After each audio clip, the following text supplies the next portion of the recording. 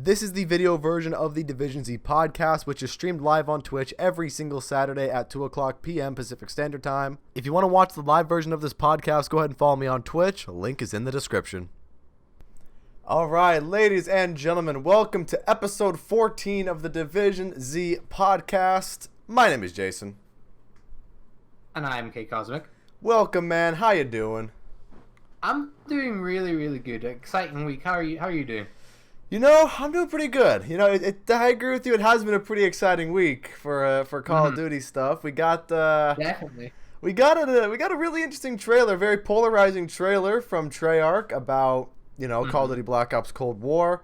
Really well done trailer, by the way.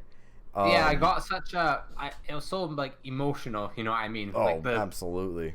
It kind of got me. You know what I mean? Yeah, because it taps into that It taps into the fear factor of people because of how well put together it is and how eerie the message is. Yeah, definitely. And then they made us feel a bit better by releasing probably the nicest COD cover we've ever had. Oh, dude, it's so beautiful. Welcome to the stream, Fazzy. A lie is a powerful weapon. Yes, they put a different teaser on Twitter. A lie is a powerful weapon. It's just like a little graphics thing, kind of like the TV's flashing and then on the TV it flashes. A lie is a powerful weapon. Yeah. So, yeah, it's pretty cool. I mean, I guess without getting into too much detail with politics and that, what are your sort of overall thoughts on the trailer, and do you think it was worth the wait? I think the trailer was really, like I said, really well made. I think the storyline is going to make for a very interesting campaign, and I'm really excited to get into the nitty gritty. That's what I'm trying to say. I want to get into the nitty gritty of the story. But is it worth the wait? We'll see. We have the chat here saying I can't fucking speak today. Poor execution, but good market. See, I don't know. I think it was definitely a very interesting marketing tactic this time around with all the Easter eggs and with everything that went on. The thing is it worth the wait? I think so. I think because of the kind of trailer we got, I think it was worth the wait. But what wasn't worth the wait was the elaborate Easter egg you needed to do to get to it. That's my only problem with it, because I think we could have totally condensed this Easter egg process to 2 days instead of a full week, because so many people were getting tired of it, even on the first and second days. Did certain things even matter after a certain point? Oh, everything mattered, absolutely. Did it all lead up to this finding it? Yeah, everything that was involved was some sort of solution that led to something else, and then that led to another thing, and all that kind of stuff. Yeah. If you want me to go over all solutions, I shall tell you if you wish. Let's see. We went over the solutions live on stream. What was we didn't go over one of them, Fazzy. What was the other one we didn't go over? But shoot, there was all the solutions and how everything got solved was kind of crazy, Yeah, I mean, it seemed like a lot of work. I think we were saying before that they were probably doing it to definitely buy themselves some time to put together something. Yeah, I mean, and the thing is, right? Yeah. When was it that they released? Oh, it was 10th, right? The 10th. Yeah, that was the crate. That was the crate, and then it was the TV thing, and the 14th, and then I read it's gonna be a trailer, and then someone said step 1 of the Easter egg, and then we find out the Easter egg. And then the worldwide reveal is on the 26th. So yeah, they've definitely bought themselves quite a bit of time. They bought themselves a lot of time. Going into my thoughts, I think the trailer was really good, right? Without getting political, I think it was really it was well put together, right? Everything, with the music sort of in the background and the overall message it was sending. I think it was trying to send chilling vibes, right? Absolutely. Of what the world was kind of like back then. Yeah. With, the Cold War and that, right? I think it did that really well. But did it show any gameplay? That's the thing, you know. You do bring up a really good point. Show any gameplay. There's no gameplay, and I think the thing is, it's okay. Like, a part of me is torn. Like, I was just about to say it's okay that we didn't get any gameplay, but then the other part of me is torn because we want to see gameplay. You know? I feel a lot better if we've seen gameplay. Oh, absolutely. I agree with that 100%. But I feel like because this game is having a campaign and it, you know, Treyarch skipped a campaign, you know, I feel like because Treyarch didn't do a campaign for Black Ops 4, they want to put the campaign back in the forefront and go, don't worry, guys, we still have good campaigns that we make for you, you know. I think, to be honest, no Black Ops 4, right? Originally, it was supposed to have a campaign. A mission got leaked a good few months ago, I think. Yeah. Played on Sunset or whatever, right? Yeah. I think it's probably a good thing that they had a break from campaigns because. Oh, absolutely. Because with Black Ops 3, obviously, some people enjoyed it and it was really messy. A lot of people didn't know what really it meant, right? And from what I heard from Black Ops 4, it was supposed to be like a co-op open world experience. And that was Blackout originally, right? Like an open co-op campaign experience, right? Oh. But it was supposed to be very confusing again. Oh. So going back to more of a like you know, time kind of like Black Ops 1 era, you know, sort of around that time period, where there's not all this future stuff going on, where they can follow one basic storyline, maybe some twists in that, right? Yeah.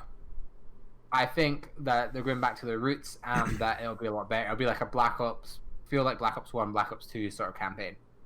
Yeah, I think you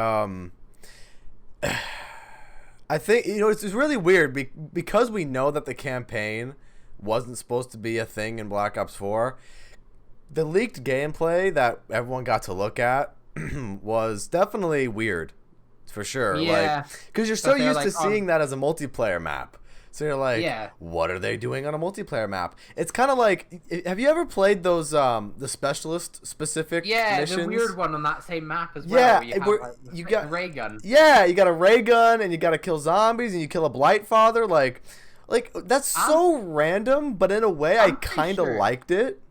I'm pretty sure you're the one who told me about that. I had no idea that was there until you told me. Yeah, it's weird, dude. That was like well after Black Ops 4's life cycle. Yeah, the only reason I know about it is because I forgot when this happened, but like on stream, someone was like, "Yo, did you know you kill zombies in the Black Ops 4 campaign?" I'm like, "Okay, what kind of meme is this? Like, what are you guys saying?" And this guy goes, "No, go to the specialist HQ."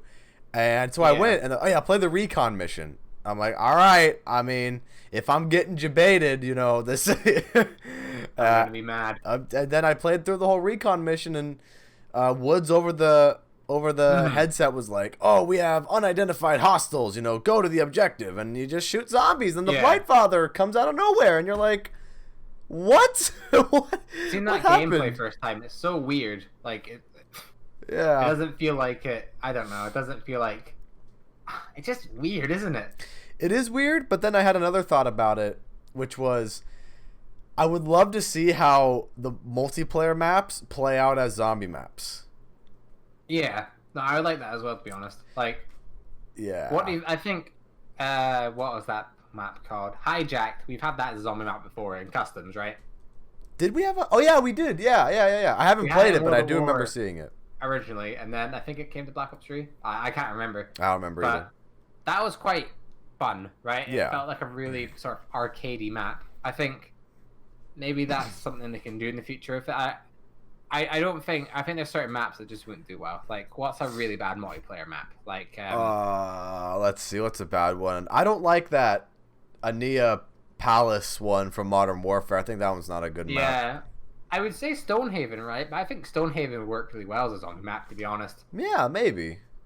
I think it has really good camping spots and like training spots. Like, you know, if they just left the map the way it was, I could see like really good camping spots in it. Yeah. But you know what? Like, you know what worked really well as a zombies map that I played earlier in the week? What was that? I played 2 maps earlier in the week. Modern Warfare Docks, the gunfight map. Oh yeah. Someone made that for Black Ops 3, and then Shipment. Someone made Shipment a zombies map. Oh that plays really well, and what the dude did with Shipment is really, really well done. Like, what did he do? He added like a trial system, So Oh yeah. like, oh yeah, kill zombies while crouching, or don't, stand still for 2 minutes, things like Yeah. that. And on top of that, he added a quest to get free Blundergat and a bunch of perks and like all this really cool stuff. And the guy in the description of his map was like, "Oh yeah, this is my first ever custom zombies map." I'm like, What? I would not have even guessed that there was his first custom map. Yeah. It was so fucking well made. It's on Zombie Records already, and yeah, man, I tried doing the spawn room because what the guy did was he split up shipment into 4 quadrants, and so I tried doing the spawn room on that map. There's a Panzer that comes on round 8. And it's hard. It's like the Shadows of Evil spawn room when the Margwa spawns in on round 8 and you just get absolutely fucked up. Yeah. But it's fun. It's a really fun map. I recommend it to everybody. I mean, I'll definitely give that a go. That sounds like a good time. Hell yeah, man. Yo, let's make a video. Oh yeah, that's a good idea. Yo, let's make a video. Let's get some content. We can do the. I never finished the Easter egg on that map or the buyable ending, so we could totally do that for a video. You heard it here first, ladies and gentlemen. What weapons? Are in it? Is it Modern Warfare weapons? Black Ops 2 actually. Oh, that's cool. Yeah, okay, that's cool. Yeah, like the old OG Black Ops 2, weapons. Olympia, M14, the KSG, stuff like that. Yeah, that's good. I like stuff like that. I like I think Black Ops 2 or Black Ops 3 definitely has like the best like weapon selection. But I like playing with like guns you never got to play with before. So like guns from Modern Warfare and that. Yeah.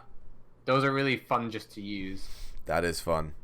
Or ghost weapons are really fun to use. I really like using ghost weapons. You know what's funny? Every time I like use a weapon pack in Custom Zombies and I get a ghost weapon, I'm always like, what is this gun? Because I remember little to like I remember like next to nothing of Call of Duty Ghosts. So I'm like, what is this gun? And everyone's like, this is Ghost. This is Ghost. I'm like, oh, it's a ghost gun. Oh, okay. Surely you remember the Honey Badger. That's like the only one I remember. That's such a clean gun. It was a cool one. I do remember that one. I like the Honey Badger. Oh, and I'm sorry I didn't read your message earlier, Fazzy, but I guess I got DM'd the final spreadsheet for all the solutions for the Cold War stuff. So I'll have to take a look at that after the podcast because I don't want to switch away from Cosmic's Discord perspective. So I'll go ahead and take a look at it after the podcast, Fazzy, because I am interested in that. Because it's very fascinating, actually. But going into what's it? Well, we kind of said our thoughts on the trailer and that, right? Like, I think we both thought it was very well done for like not being a gameplay trailer, right? Mm-hmm. It kind of felt like a movie trailer, to be honest. True. And it felt like a movie trailer, so that's a good thing, I guess. Oh, so hands down. What are your thoughts on the artwork? Oh, the artwork for the cover? That looks pretty. That's like some good looking artwork. Rip Pistol Man, Phil. Hey, you know what? Pistol Man served his purpose. Well, I mean, Black Ops 4 didn't have Pistol Man. It kind of did when you were in the loading screen. I think Rune would be there and he would do it. But I mean, yeah. It would depend. But I'm talking about like main covers. Yeah. Yeah. I was just kind of weird. I was just looking at the Black Ops 4 cover right now. Oh yeah. It's just Ruin, isn't it? Ruin it's like a Modern Warfare cover. Got Battery, and I think that's the Ajax dude. But no, they definitely I don't know. I think they're definitely striding away from that because I always thought like Black Ops 3, the Black Ops series was always kind of meant to be like a trilogy, probably. Right? Yeah. And they said that the Black Ops 3 was going to be the last one. They actually said it, and then Black Ops 4 came out. Well, they probably meant that it was going to be the last one for the storyline. The story. Actually, that's kind of true, yeah. Because I don't think, contrary to popular belief, I personally don't think Cold War is a reboot of Black Ops 1. I think it's going to be its own standalone campaign. And I'm really looking forward to it, actually. But I do think they would pull a Modern Warfare in the way of recurring characters coming back, like Hudson. Like, I think it looks to me like Hudson's on the new cover. That's what it looks like to me as well. Yeah. But no, going more into the cover, you just have all of these pretty colors and like, it's just It's just really nice to look at. It looks really interesting. Yeah. And the logo, Let's obviously, see. right? Call of Duty Black Ops Cold War is kind of a mouthful, right? Yeah. But I think the cover just does it really well. Like I don't really care about the name anymore after seeing the cover. Yeah, I'm already used to saying it. You know, like Black Ops Cold War. Like okay. I remember at first it was kind of weird to say, but like now it's fine. Someone kind of said this to me, right? Well, think of it. Call of Duty Modern Warfare. Modern Warfare, right? Yeah. So Black Ops Cold War. Modern Warfare. Black Ops Cold War. Black Ops Cold War sounds longer, right? Yeah. But in a sense, it's pretty much the same thing. Like you're taking the same amount of time to say Modern Warfare as you would to say Black Ops Cold War. Yeah. I think Modern Warfare sounds a lot nicer, but like I think it works. Why not? I think it's good that they've given it its own separate title. Like, if it was just called Call of Duty Black Ops. Yeah. I think that's it would be kind of weird. That's kind of boring, isn't it? Like, they did it with Modern Warfare. Or, like, Black Ops 5 would have been kind of boring, too. Oh, imagine Black Ops 5. Ugh. That doesn't even sound right. Black Ops 5, just like 5 lines. Oh, dude. Well, no, it wouldn't be 5 lines. It would be V. Oh, yeah, it would, wouldn't it? Yeah. I mean, that kind of works, but then, like, it's the 5th... Like, it's a Call of Duty, right? It's the 5th series of that game. Yeah. Isn't that when it kind of goes a bit far? I thought they were pushing it before. So here's the deal, right? You can have multiple movies. I mean, yeah, movies too. But you can have multiple games in a series, just like you can have multiple movies in a series, as long as it's done right. I mean, the Star Wars movies, 1 through 6, beautiful movies. Okay, 7, 8, and 9 are blasphemy. Yeah. You know, they shouldn't be canon to me. So, you know, the 6 movies, beautiful. You know, they could, if they wanted to, you know, multiple games in the Black Ops chronology and the Black Ops saga. But, you know, I guess, you know. I mean, I think as long as there's valid story to tell, I think it's fine having it in there. I think Black Ops 4 didn't have valid story to tell. Oh, yeah. Yeah, like zombies maybe a bit, right? Because obviously they finished off their zombie stuff, right? Yeah. But as far as the multiplayer goes, I guess it fills in some information if you really cared about like the Black Ops 3 story. But no one really cared about the Black Ops 3 story. Yeah, because it was, you know, it was avant-garde, but it was the type of avant-garde that's like, people don't really like it, and it's kind of weird. And then you had Nightmares, which was also a weird thing too. And yeah, like I think if it was more aimed around like let's say Black Ops 4, right? Mm-hmm. Mason and that aren't alive, would they? They wouldn't be alive, would they?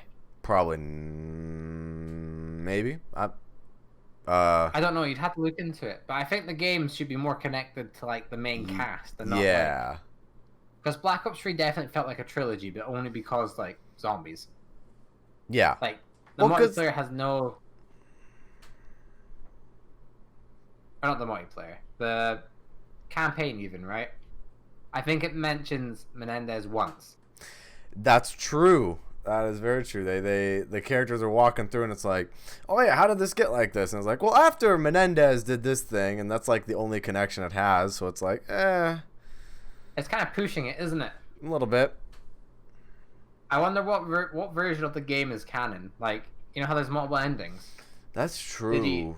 Because there's points where he kills Frank, isn't there? I think. Which one is canon? Does the chat know? Because I always thought to me.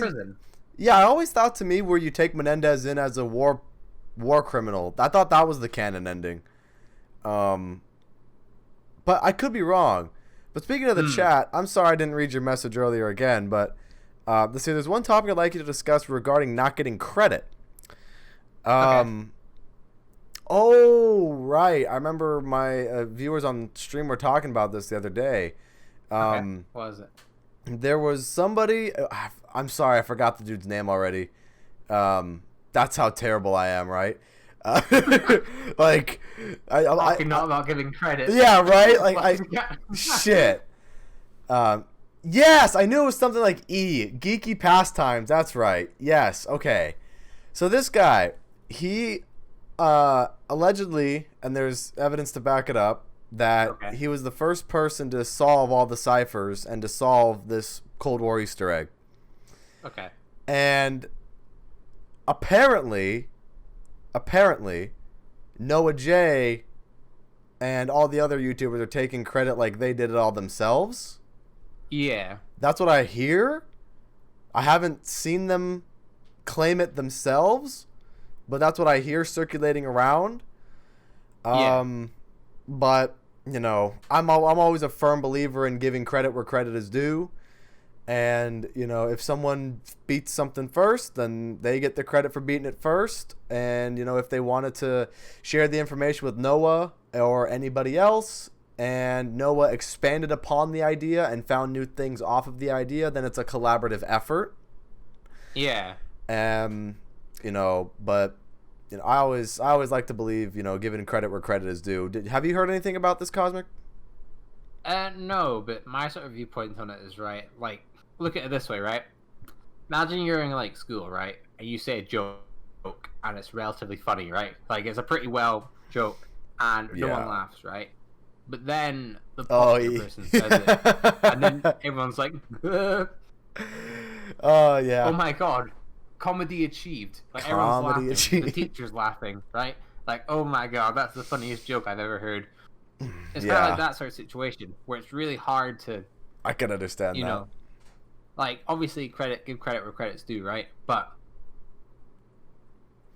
I guess like, he deserves it. He deserves the credit, but it's just so hard to do that. Like, it can be sort of like landscape of stuff. Cause yeah, it's, you know, people like Noah J and Mr. Dalek JD, they've got big platforms, and so, you know, it's very easy to tell thousands of people that, oh, you know, this is what happened, without you know, not necessarily backing it up, but like, you can tell people, oh yeah, this is a thing, without giving evidence in a way. Yeah. But again, all I'm saying is allegedly this is happening. So I don't know. I personally haven't seen Noah or Dalek be like, "Oh yeah, first in the world, guys. Yeah, I did it all myself." You know, woo, look at me. You know, but allegedly this is happening. So yeah, I don't know.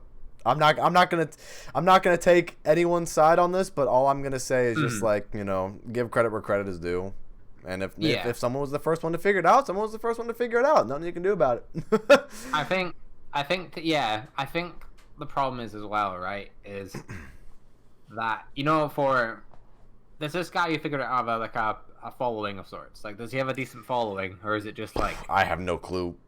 I've never even heard of this geeky pastimes dude until earlier in the week when my chat was telling me about it. Well done to him if he did, right? Yeah, like, absolutely. There's nothing saying he didn't, right? For all I know, I believe him, right? But I think it's also like, you know, all these bigger people, they have such a following that it's just not a hobby for them; it's a business. Yeah. See, the guy says like, not as big. I feel like no one that. Obviously, they have like companies like Activision investing in them, right? And maybe something that wouldn't mean a lot to someone else. Like, you know, someone figured it out, but then it'd be a good, like, business idea for them to, like, you know, jump on it. Yeah, like, I'm not saying they did, right? Yeah, I'm know. Just saying, like, in a business sense, it's kind of like, it understand. Makes sense for them to do that. Yeah, because it logically makes sense for that business because they want to get their exposure for them and all that kind of stuff. Yeah, because I think Activision's probably plan is, okay, you guys are going to sort it, like, figure it out, right? And like, if they didn't figure it out and someone else figured it out, right? And Activision were like, well, we gave you quite a lot of support here, didn't we? I know it's for everyone to join in to do it together, right? I know, but I know what you're saying too. But I feel like they had such a leeway, right? Apparently this guy is around the same size as I am, so he's still kind of small. So, you know, that's interesting. He's gaining. Yeah. Yeah, like he's He Right, was. like a... He was. He's kind of big now. I mean, not surprising if you've solved one of the hardest Easter egg in Call of Duty history. I would assume you're pretty fucking big now in the community. If you solve this, you should be like actually working for like the CIA or something. You should work for the CIA, dude. Honestly, yeah. I'm gonna look this guy up real quick. Like in general, right? You know, if you're able to solve all these like riddles and like all these things that like people like 50 years ago like invested like probably millions into trying to solve, right? Yeah. And you could do it in like a day, like you know. Oh, here we go. Yeah, job with the CIA, you'll get like 6 figures. Yeah, this guy does gaming stuff. Okay. Yeah, he's done a lot of Call of Duty Cold War stuff here. Oh, nice. Okay. A lot of Warzone videos. Warzone. I even see a Surgeon Simulator video. That's a fun game. I have that for PlayStation. It's really fun, actually. Okay. I'll have to watch some of this guy's videos then. He seems like a chill dude, I guess.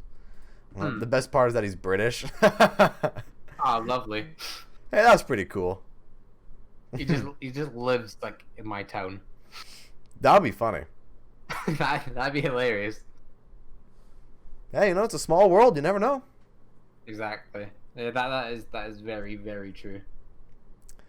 But yeah, it's I think Wednesday.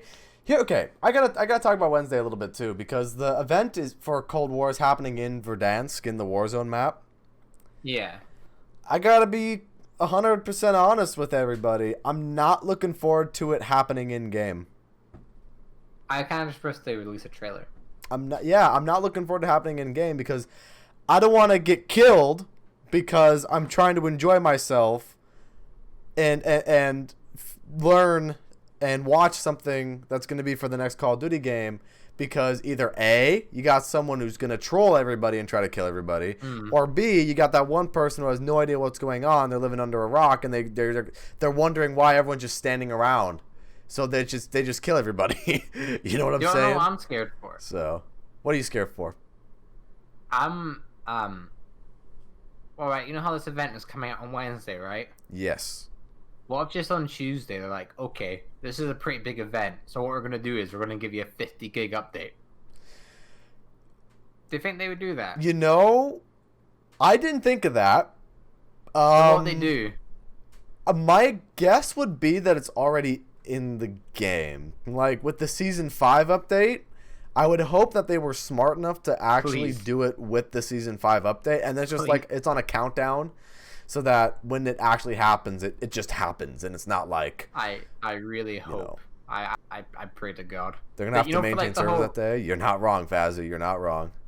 For the event, I think what they'll do is, like people, they won't be able to use their weapons.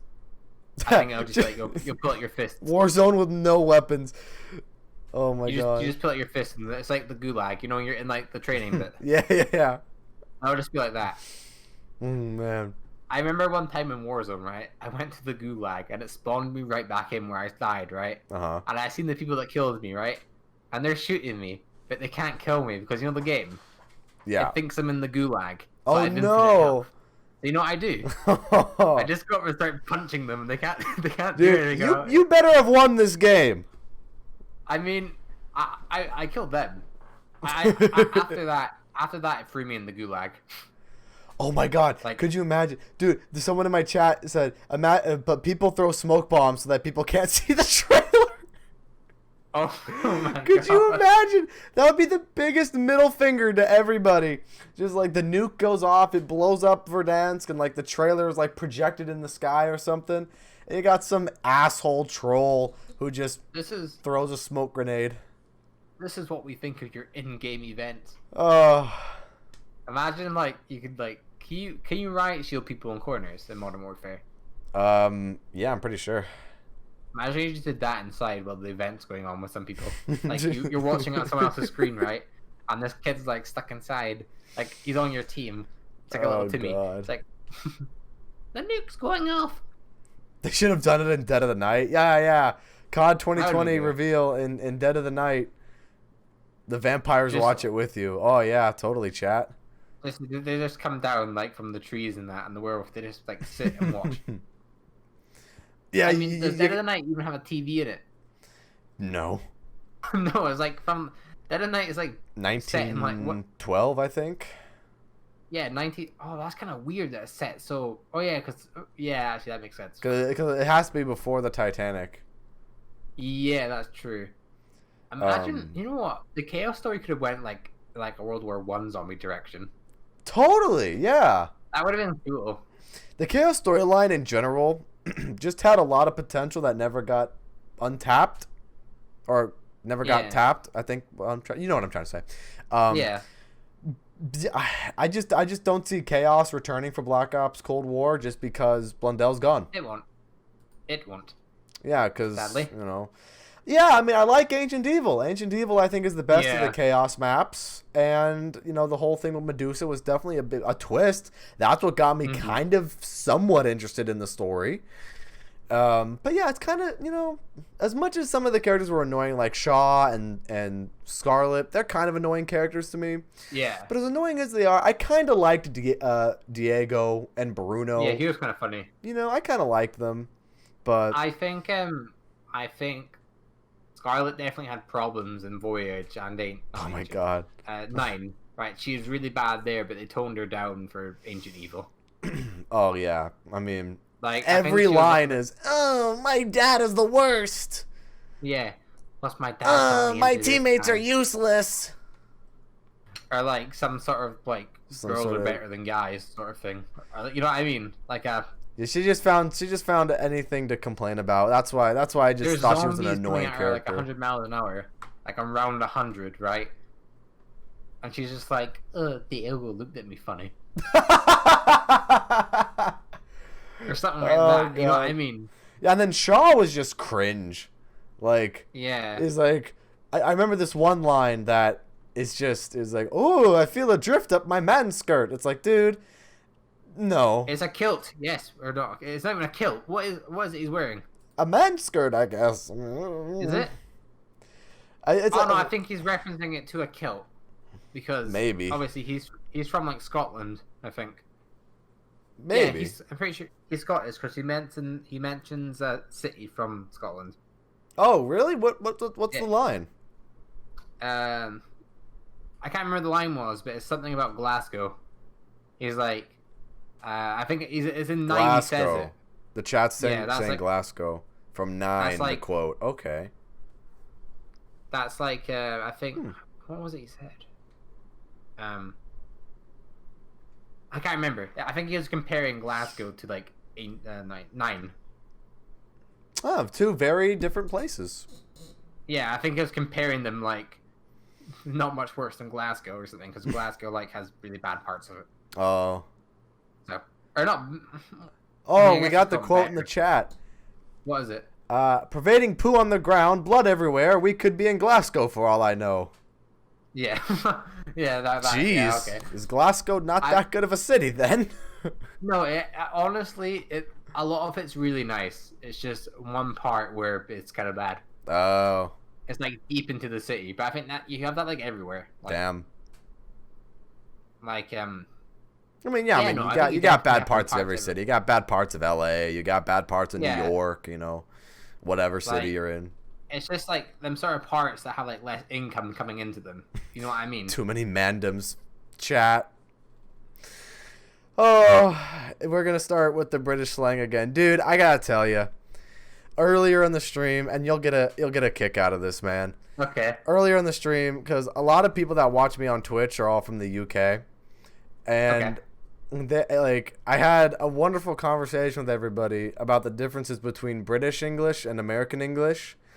And like all the slang that you guys have over in the UK. So now at every chance the chat is gonna get, they're just gonna be like, here's some more British slang. And how UK English is right. You know any wow, British no. slang? I mean, the chat taught me some. We've got mandoms. Okay. I got 5 bags. You know, got 5 grand. There's some other ones, but there's Are they telling you what scran is? What's a? We're gonna have this conversation again. What's a scran? It's food. Like, gotta get some scran. Gotta get some scran. That's so like you like British people have way more slang than people in America do. It's quite there's a lot of like I don't really say it right. I just talk like normal, right? Yeah. But a lot of my mates are like that. Like, I'm gonna get some scran first, probably. Oh yeah, I learned about Bagsy and Galdum and or gal. Words are hard. What? But I mean, I feel like here in America we say more phrases instead of like. Yeah. So like oh yeah, we're gonna get some scran, you know. Here in America, it's like let's get a bite to eat. Let's get a bite to eat, yeah. You know, let's just get food. You know. You know, like the words, like some things. So it's definitely the younger people, like older people. You never see like an old lady being like, "Oh, I kind of want some scran." Oh no. No, you'd never see someone. She wouldn't know what it is. She'd be like, "Guess that makes sense." No idea.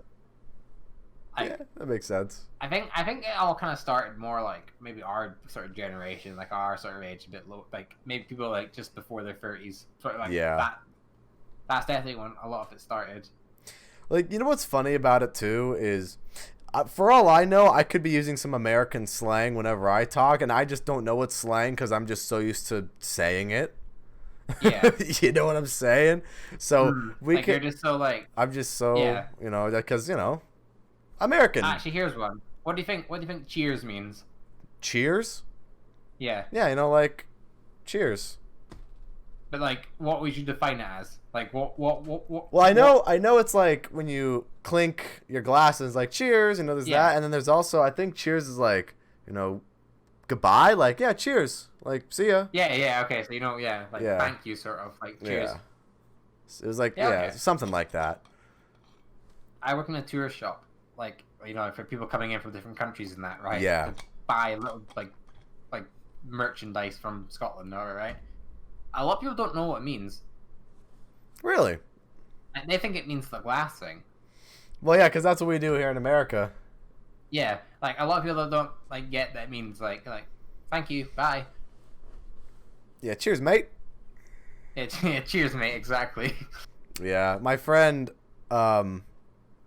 spent 3 months in the UK, and it's funny, like when he came back, some of the he didn't sound more British, but like he would say things like that. It was like, cheers, mate. It's like, all right. Yeah, like, okay.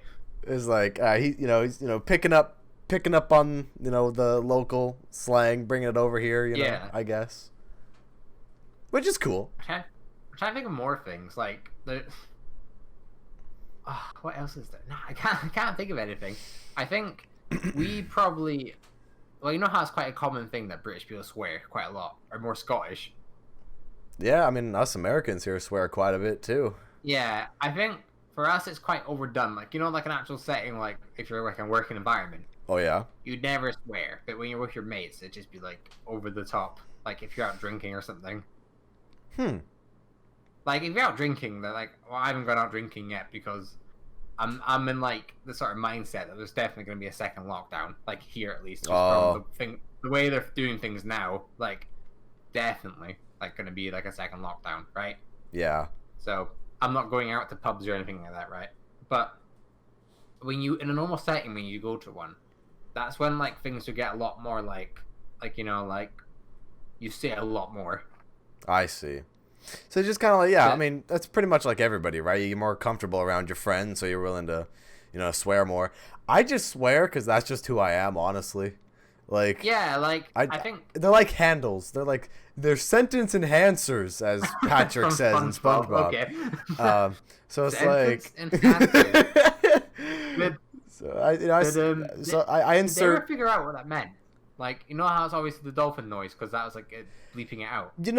I think a little part of me wants to think that they had Tom Kenny and all the other voice actors in the booth say, hey, Patrick, how the fuck are ya? Yeah. But, I a little part of me, too, could just be, they didn't say any words just in case. They couldn't, like... cut it align it in time and cut it out, but yeah. no, I don't know. But yeah, enhancers.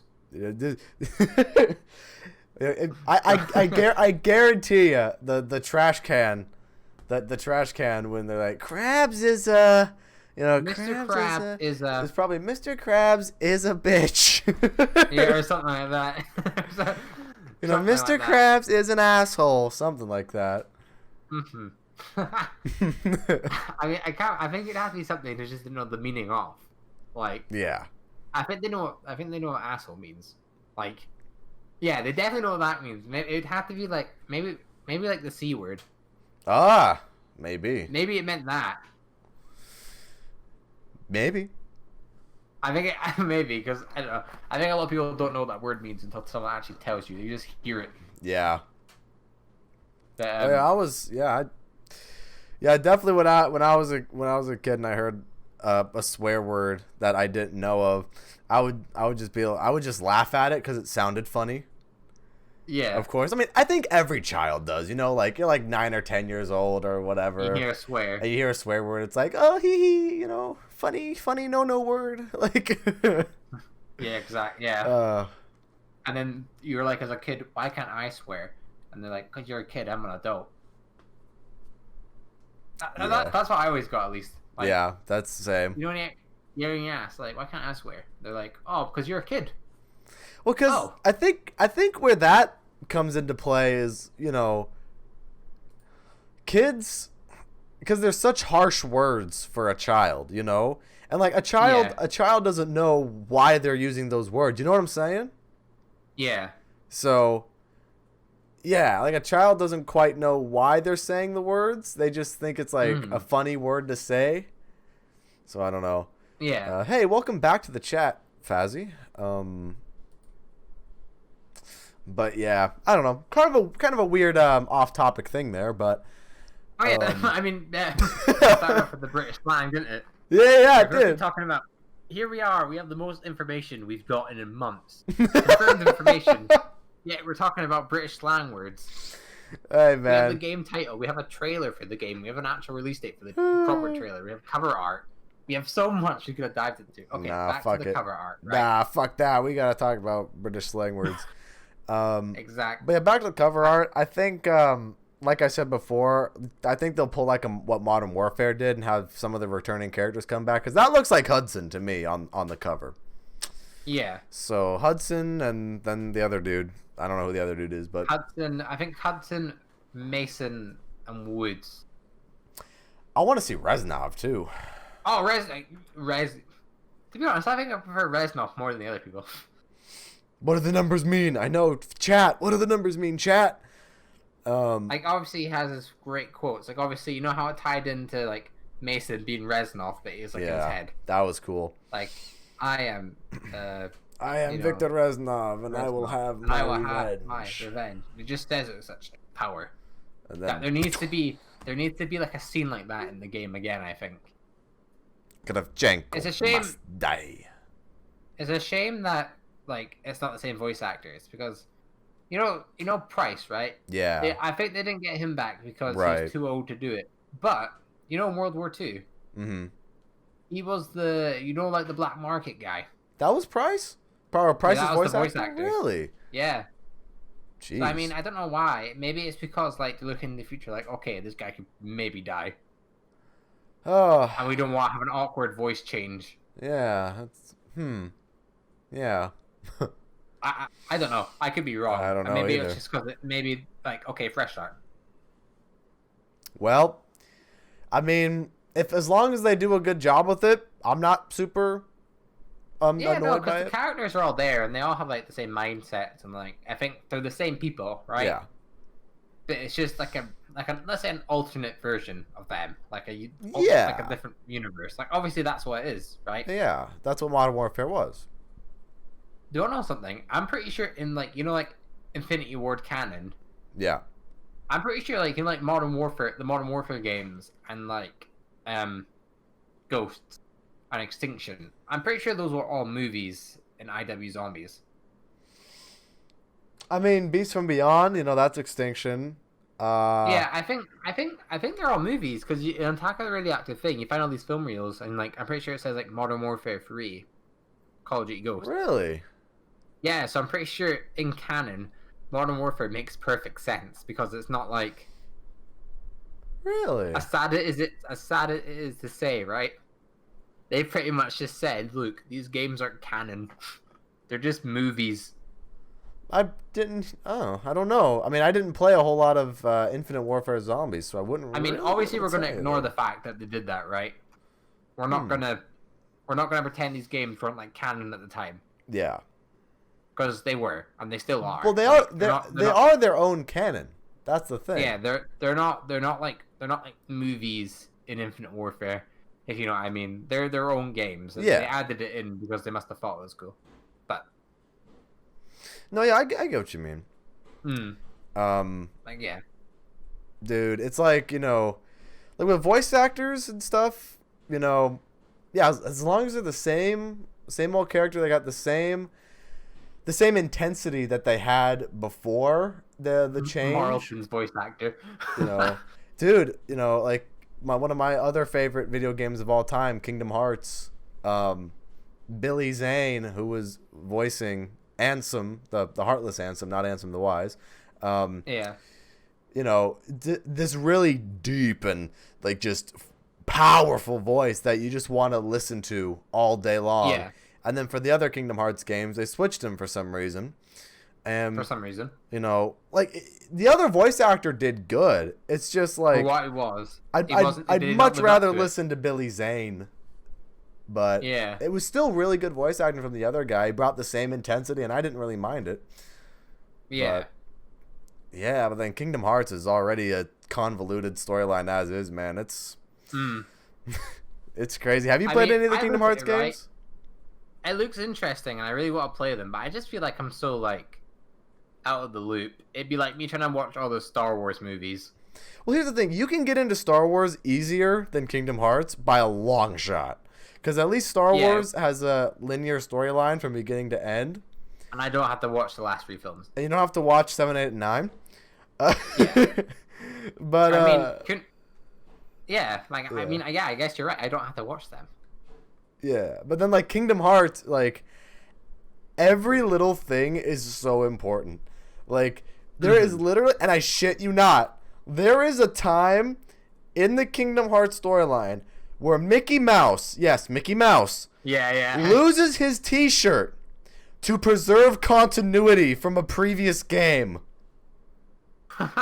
Like, every little detail matters. And, like, the reason why he loses his shirt, too, is so just, like, forced. Because my guess is they forgot to put a shirt on him. Because in Kingdom Hearts 1, when you first see King Mickey, because he's a king in the Kingdom Hearts universe, because why the fuck not? Yeah, exactly. He has no shirt on, you see. It's just a silhouette of him. And so when you see Mickey later in the games, he's got like a shirt, like Final Fantasy style clothes on. And so then in the later games, when he's in the spot he was, like it was a prequel game, so you see that he's got his clothes on and he's fighting the Heartless, and then he gets hit by this giant Heartless tower. And it just, his shirt goes away. It just disintegrates. Just goes away. It's like, nice. I think. Have you seen that Kingdom Hearts meme? I'm pretty sure it is, right? That it's like Goofy fucking dies. And it's like Mickey walking away or whatever, right? And then there's a big boulder coming and Goofy's like, oh, look out! And he like gets hit in the head. Yep. That's such a great meme. I love that. Yeah, he that actually happened too. Yeah, I know. Like I know. literally at Kingdom Hearts 2 just got done fighting Demyx, and just a random boulder falls on Goofy's head. Move out. You fight the 1,000 Heartless, you fight a giant army all by yourself, and then he's fine. Oh god, I know, it's funny. Some storylines of things, like, it's just doesn't make sense. There's this dude on YouTube. His name is Barry Kramer. He has a video, a good enough summary of Kingdom Hearts. If you ever wanted the most simple but informative Kingdom Hearts summary, watch that guy's video. Because you know, he doesn't cover all of the like nuances and themes. Like he doesn't cover what like the meaning of the show, but he covers the events of it, and he covers like what happens from A to Z. Yeah. And he does a pretty good job of it, actually. I guess you could compare it to like, you know, like Tim Hansen's simplified storyline video, right? Mm-hmm. I haven't watched any of those, by the way. I haven't watched them completely. I just know that they're like a quick summary of the zombie storyline, right? Okay. It tells you all the basics, right? But it wouldn't go into the details where like Richtofen killed his younger self. Yeah. Because that isn't really necessary. Yeah, I get that. Like, it's sad. Like I got actually maybe he does mention it because it is kind of important for some stuff, right? It's definitely important. But it's important, right? But like, what's something big that not big? What's something that happened that wouldn't necessarily be that important? Like the creation of the Hellhounds, maybe. Yeah, maybe something like that, where like you just kind of accept it's there. You know. Yeah, exactly. You know. Because remember, it's a video like game. The Avogadro. Like, why is the Avogadro in transit? Like, who really cares? I mean, we know why. I mean, because Alpha Omega sends the Avogadro to transit, but it's like... To transit, did you think you could contain me? Yes, we did, actually, and we're sending you to Oregon. We did, and then we put you back in.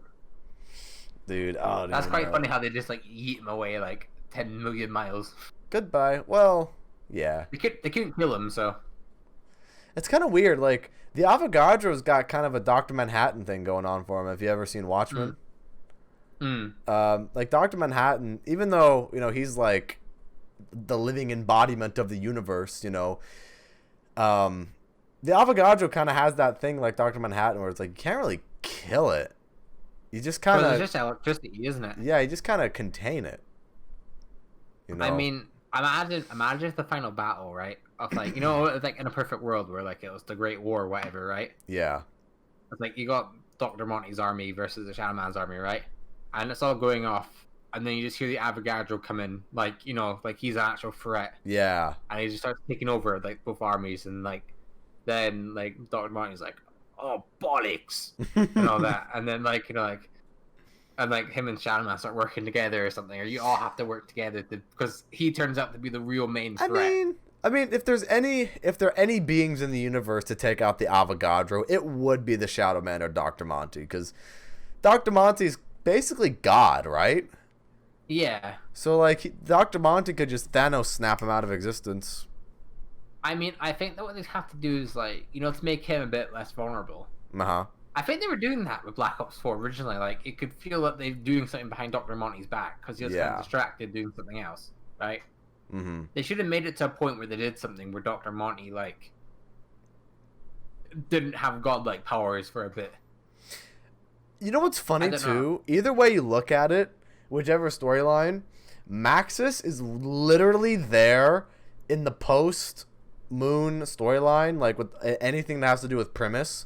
Maxis is literally just there as just a meat shield. Like he gets killed by the Shadow Man because Maxis picks up the summoning key in Revelations, and then Maxis is trying to help out Primus and Ultimus and Alpha Omega, and then Dr. Monty eats him.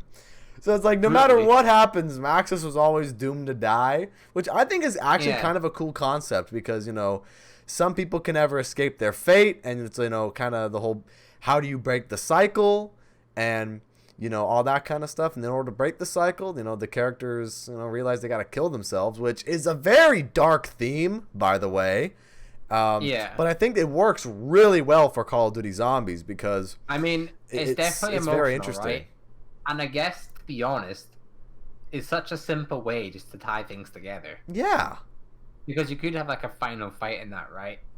But they've been through so much, like, right? You know what I mean? Like they've been through like so much already. Yeah. That I think, to be honest, at least Nikolai, like with the Gronin, realized that there really is just no way out for them without like repeating itself. Like way out. Their existence was the reason why this happened. They were the catalysts to everything that happened. So they had to go. Yeah. Which is it's dark, it's deep.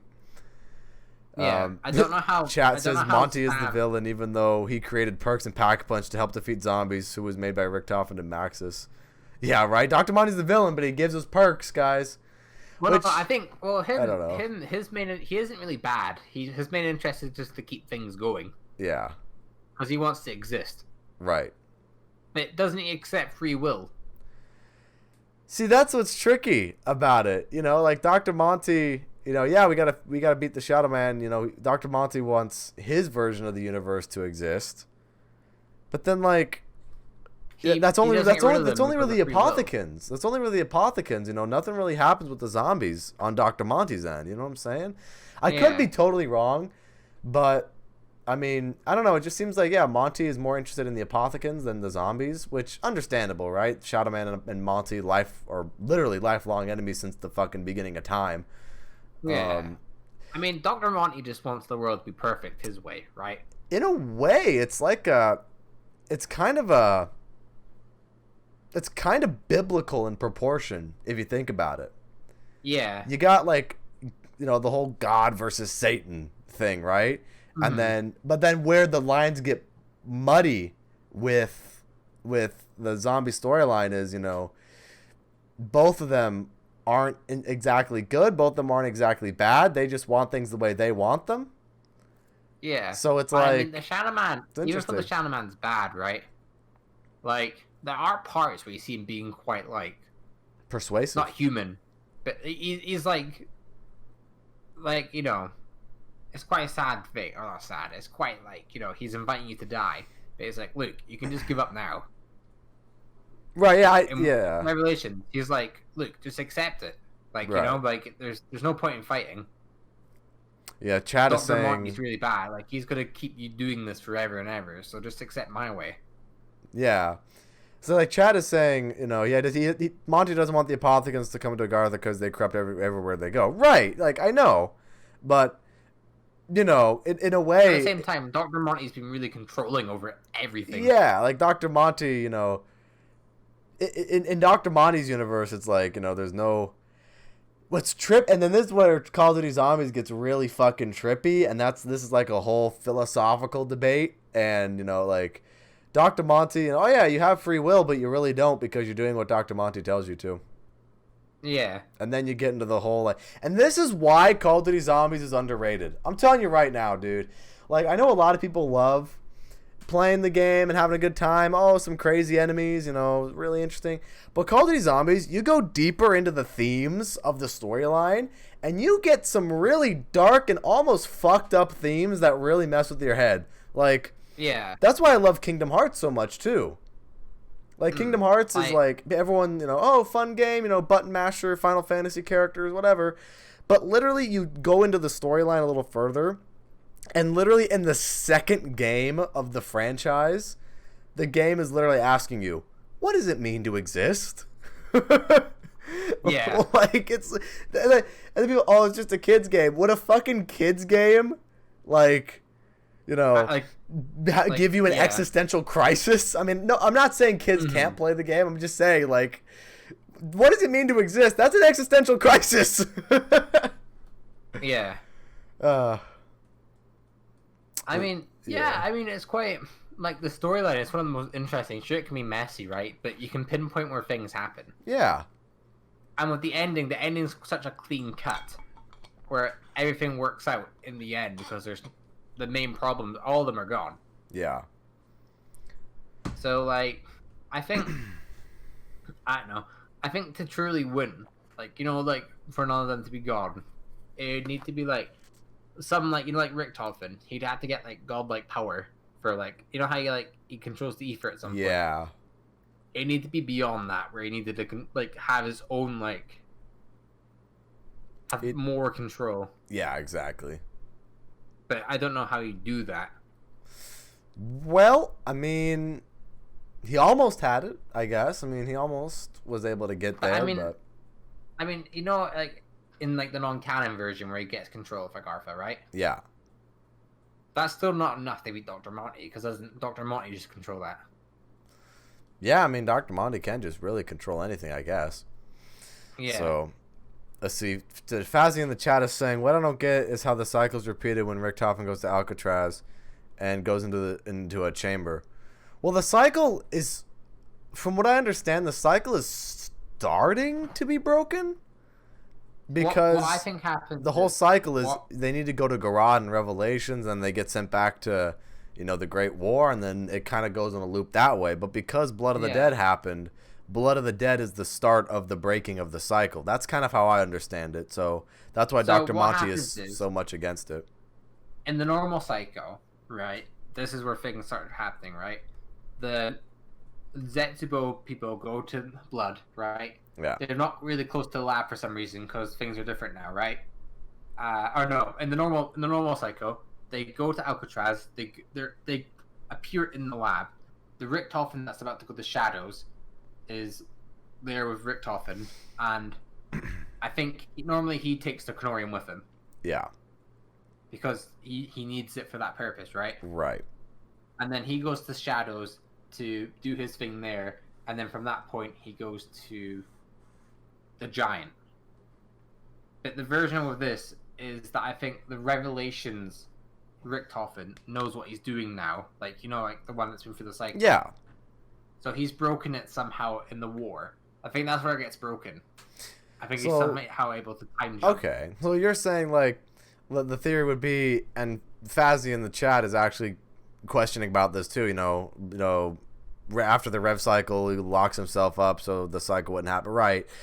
So in a way, the cycle starts to be broken back in the Great War because post Revelations, Richtofen already knows what's going to happen. So yeah, he knows what's going to happen. So eventually, the cycle was destined to be broken, but I think in a different timeline. See, that's where I think a lot of people need to keep in mind that because the Call of Duty Zombie storyline has so many timelines.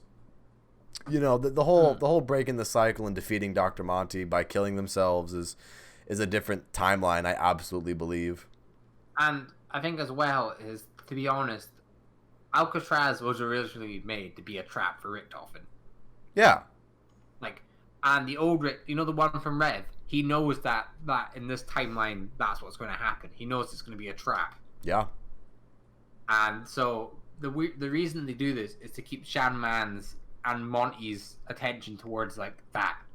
That's what they want to keep the attention to. I think is whatever, and it blocks out. I think you hear Max's radios that Dr. Monty can't pick up what's happening because of the high levels of apothecans.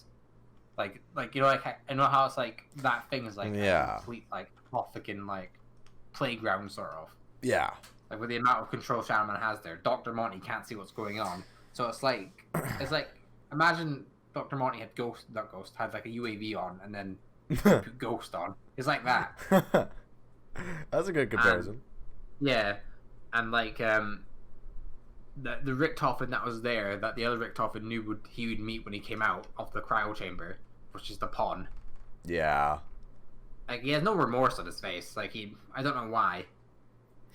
Well, I think he's just a lot more hardened. Yeah, exactly. You gotta be hardened. You gotta focus up and break the cycle. Yeah. But yeah, the zombie storyline, man, crazy stuff. Really crazy stuff. I wonder how they're gonna thingy with Cold War. I hope it's interesting. Yeah, I really hope it's interesting too. Whether it's gonna be an Ether reboot or not, I don't know. Or we're gonna get the Dark Ether, Zombies Chronicles. I'm gonna say this with quotes, right? Zombies Chronicles 2. Allegedly, with Transit Remastered and all that. That would be really cool to see. But yeah, let's not keep it. Let's not forget.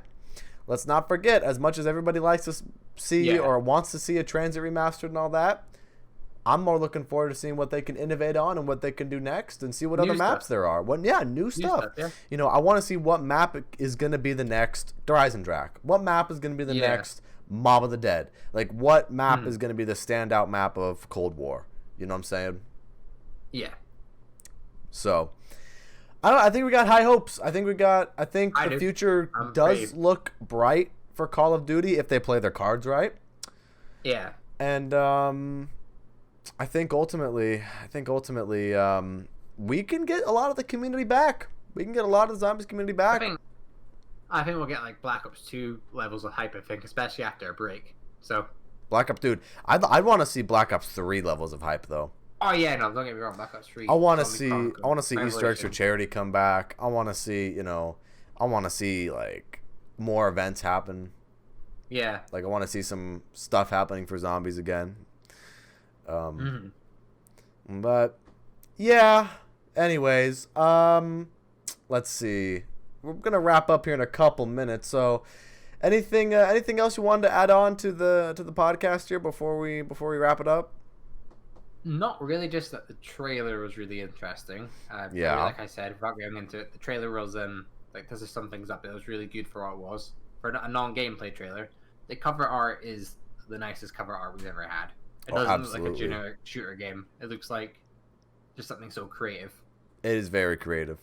Like think about it. Like, you know, the other COD games, they just look like generic shooter games, right? Yeah. Like, to a certain extent, like, don't get me wrong, they're cool, but a lot of them look like a generic, like, you know, a guy just holding. No, yeah, I absolutely get what you mean. Have just so much color in it, and so much like the themes they're going with. Like, it's just different, and I appreciate that. Yeah. So, yeah, I absolutely agree. You know, the artwork looks nice. The trailer was very eerie and very polarizing, and it's got me hooked. It's got me really interested to see what's happening. And we'll see what happens on August 26th on the Warzone map. So, ladies and gentlemen, thank you guys so much for watching this episode of the Division Z podcast. Good night. Hey, good night to you too, Fazzy. And yeah, if you guys haven't already, go ahead and follow me right here on Twitch, and go ahead and subscribe to K Cosmic on YouTube. If you guys are right here on Twitch, you can go ahead and type in !K Cosmic, and it'll bring you a link to his channel. Thank you. Or if you're watching this as a YouTube video, you can go ahead and check out the description. I'll link you to his channel. He makes awesome zombies content. And yeah, that'll be it for me. I'll see the Twitch subscribers on Anime Weekend tomorrow, and I'll see everybody else Monday with regular zombie streams. So, yeah. Once again, you got anything else to add to the end? I think that. Wait, did I ask that already? I think I asked it already. Yeah, but like I said, for my side as well, like it'll be in the description, all that good stuff. Alrighty, cool. So thank you guys again for watching, and we will see you guys next time. Peace out. Goodbye.